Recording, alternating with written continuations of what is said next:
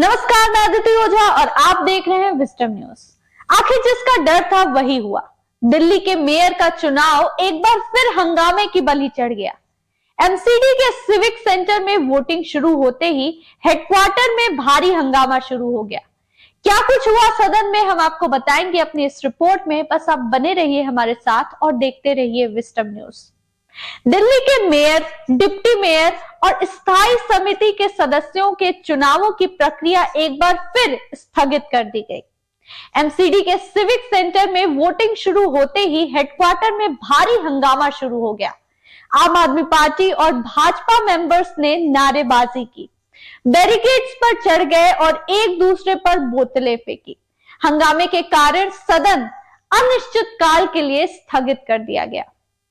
इसके पहले एमसीडी में 10 मनोनीत सदस्यों को शपथ दिलाई गई। इस दौरान भी आम आदमी पार्टी नेताओं ने नारेबाजी की। भाजपा नेताओं ने भी जय श्री राम और भारत माता की जय के नारे लगाए। सदन के बाहर बीजेपी और आम आदमी पार्टी के पार्षदों ने आपस में धक्का मुक्की भी की और पुलिस को बीच बचाव करवाना पड़ा। इस दौरान आम आदमी पार्टी के पार्षद चुनाव कराने की मांग को लेकर धरने पर बैठ गए।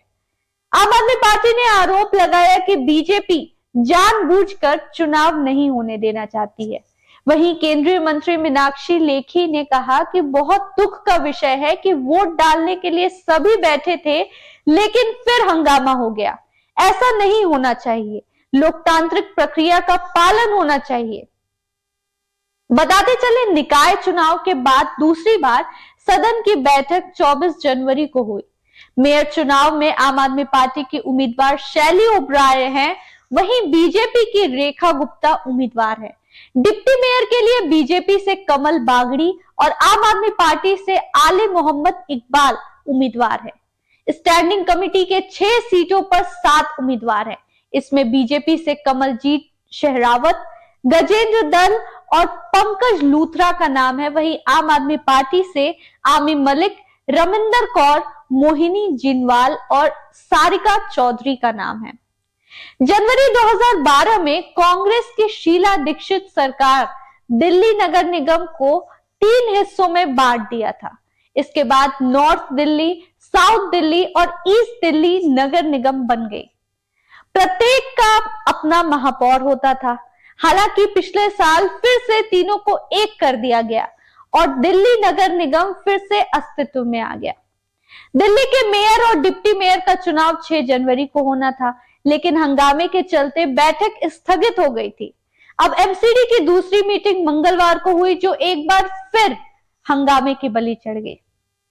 वहीं जब तक नए मेयर का चुनाव नहीं हो जाता है, तब तक एमसीडी पीठासीन अधिकारी सत्या शर्मा कार्य देखेंगी।